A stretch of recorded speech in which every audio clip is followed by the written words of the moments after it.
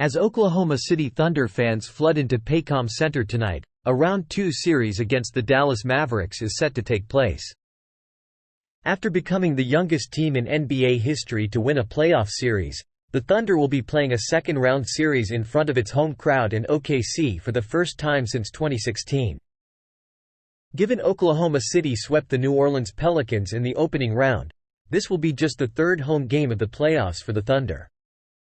It's important that this young team gets off to a hot start in this series, as the Mavericks have the star talent to take advantage of inexperience.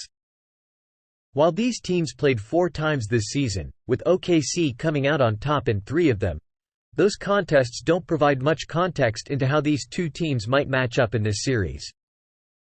For starters, Dallas has a completely different rotation than it did for the first 2 games in the season following a pair of trades at the deadline.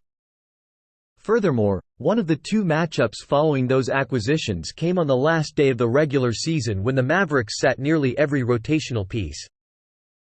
Dallas defeated the Thunder by 35 in the one contest in which both squads were close to fully healthy, but it was the first contest following the NBA All-Star break and was an unorthodox game. As such, there's much uncertainty as the Thunder and Mavericks kick off a 7-game series.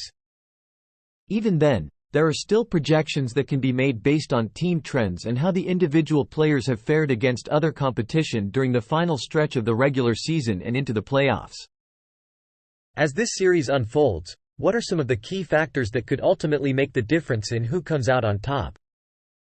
Throughout the Mavericks' first-round series against the LA Clippers, Luka Doncic was playing through a knee injury. While he was able to take the floor in all 6 contests, he didn't look like himself. Doncic averaged 29.8 points per game, but shot just 40.5% from the floor and 23.9% from beyond the arc.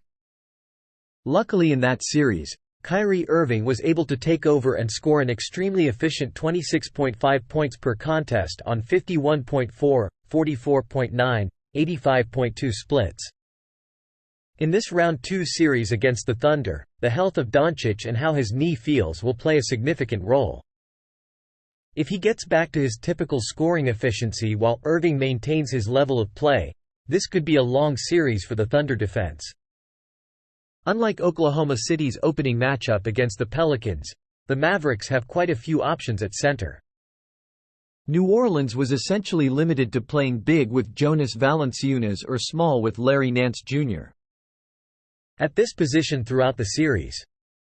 Although Dallas will be without Maxi Kleber due to injury, the Mavericks have a dynamic rotation of bigs featuring Daniel Gafford and Derek Lively too, along with Dwight Powell. If those more traditional centers for whatever reason aren't working in this matchup or the Mavs need to shake things up in the flow of a game, don't be surprised to see quite a bit of PJ Washington at center in small ball lineups. Furthermore, Markieff Morris hasn't been in the regular rotation but is another option for Mavericks coach Jason Kidd to work with. For Oklahoma City, Chet Holmgren will play a significant role as the primary center, but the team will also have to be strategic in who else plays in that spot alongside or behind him.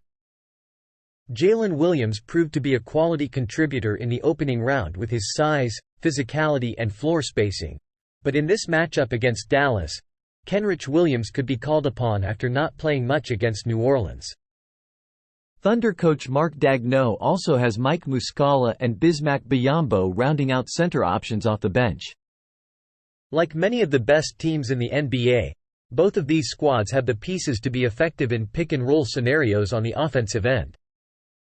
Whether it's Doncic or Irving with the ball in their hands, Lively and Gafford are both solid screeners and vertical spacers who pose a lob threat.